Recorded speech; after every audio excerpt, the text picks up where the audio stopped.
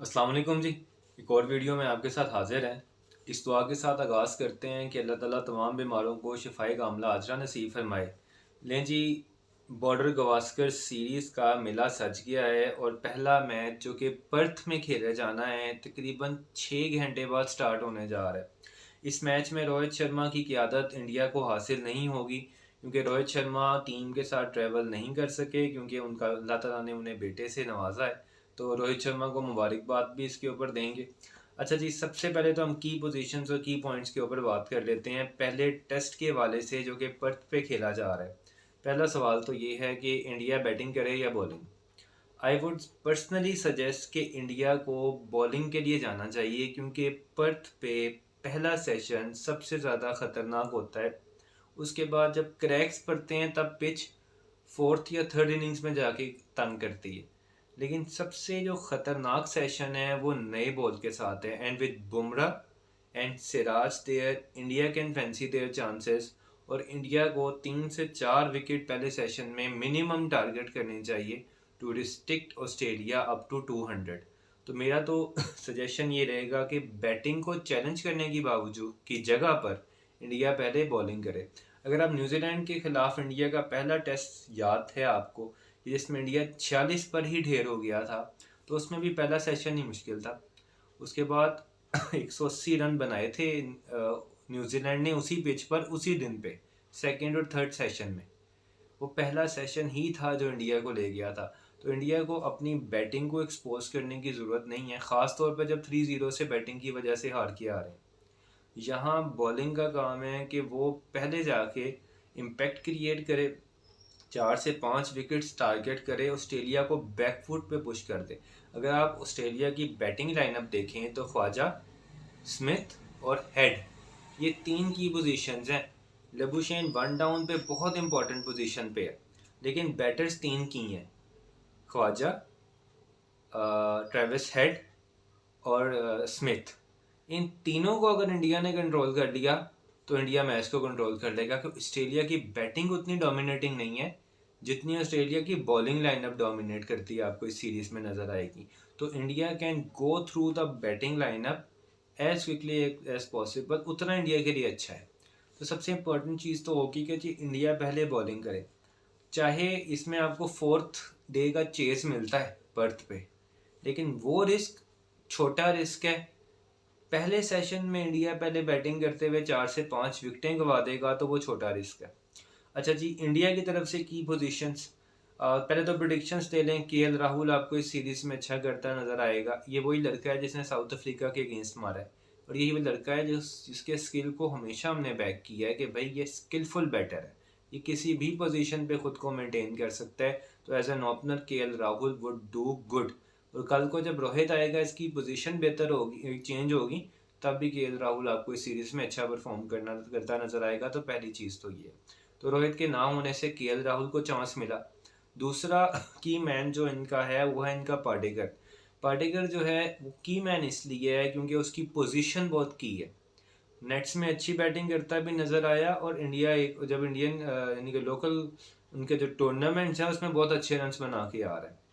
तो इसकी पोजीशन बहुत इंपॉर्टेंट है क्योंकि अगर पाटेकर जल्दी आउट होगा इसका मतलब है कि कोहली जल्दी एक्सपोज होगा, और कोहली अगर जल्दी एक्सपोज होगा तो यू कैन सी कि जिस तरह न्यूजीलैंड में कोहली अर्ली न्यू बॉल के सामने एक्सपोज हुआ तो कोहली ने स्ट्रगल करता नजर आया। तो पाटेकर की पोजीशन ना सिर्फ उसके लिए बल्कि कोहली की पोजीशन और उसके स्टांस के लिए भी बहुत इंपॉर्टेंट है।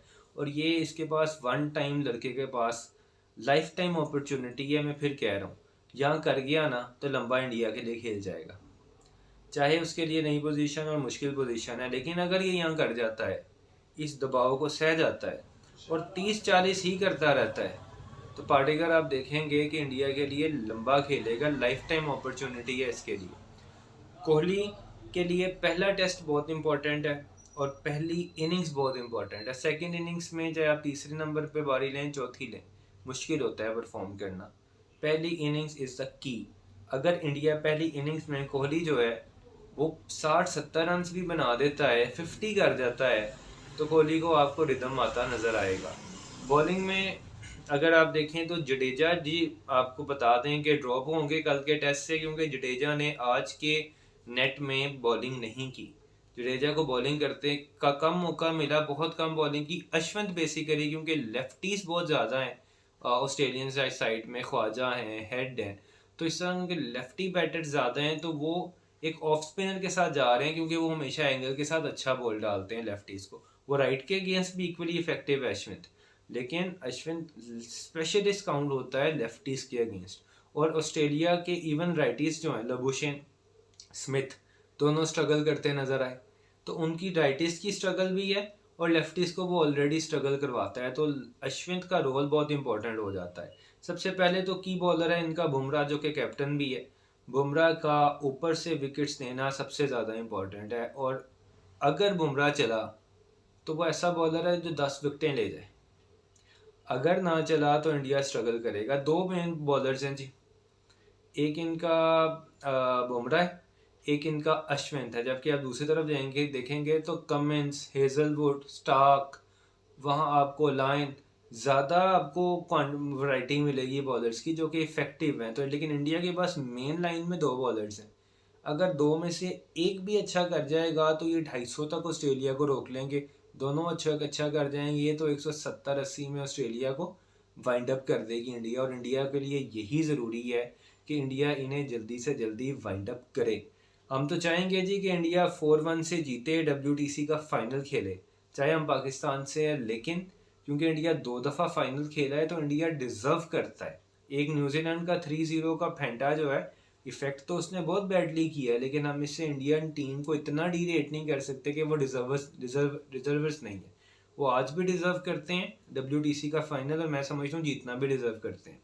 लेकिन उसके लिए पहला पर्थ का टेस्ट उस मोमेंटम को कैरी करने के लिए बहुत ज़रूरी है। कोहली की जहाँ करियर का सवाल है, रोहित के जहाँ करियर का सवाल है, वहाँ इंडिया के WTC फाइनल का भी सवाल है। लोग रोहित और कोहली को फोकस करके बैठे हैं, जबकि ये दोनों टीम्स के मेंबर हैं और टीम सबसे ऊपर है। टीम के लिए ये खेलते हैं, तो टीम अगर WTC में ना जा सकी तो ये सबसे बड़ा सवालिया निशान होगा। 3-1 से या 3-0 से तो विक्ट्री लाजमी है। इंडिया 2 बराबर करके 3 जीतता है 3-0 से, तब भी they would have a fair chance कि ठीक है थोड़ी सी इक्वेशन एडजस्टमेंट के साथ वो जा सकते हैं। लेकिन 3-2 की इक्वेशन अगर हो जाती है तो इक्वेशन बहुत मुश्किल है, और अगर इंडिया सीरीज हार जाता है तो इंडिया घर है। 4-1 में इंडिया सिक्योर रहेगा, अदरवाइज इंडिया की सिक्योरिटी नहीं है, नहीं है, नहीं है। तो इंडिया को बेस्ट ऑफ लक कहेंगे जी। पर्थ की पिच बाउंसी होगी, और जिस तरह की ट्रेनिंग कोहली करता नज़र आया है तो इट सीम्स लाइक कि बाउंस की बड़ी अच्छी ट्रेनिंग की गई है। लेकिन क्या स्पिन की ट्रेनिंग की है कोहली ने? वैसे तो फास्ट ट्रैक पे कोहली अच्छा खेलता है, लेकिन स्पिन अक्सर कोहली को हर जगह पे ही तंग करती है। खैर कल सामने आ जाएगा कि इंडिया ने न्यूजीलैंड का पैटर्न रिपीट करना है या लास्ट गावस्कर बॉर्डर सीरीज जिसमें इंडिया ने 4-1 से हराया था, उस वाले पैटर्न को रिपीट करना है। इंशाल्लाह कल सुबह आपके पास अपडेट के साथ मिलेंगे। चैनल को सब्सक्राइब लाजमी किया करें। हमारी व्यूअरशिप के अंदर सब्सक्राइबर्स 30% हैं और 70% व्यूअर्स हैं। आप सब्सक्राइब कर लेंगे तो हमारी भी हौसला अफजाई होगी, तो हम आपके साथ जुड़ते रहेंगे, आप हमारे साथ जुड़ते रहें। इजाज़त दें जी, अल्लाह हाफिज़।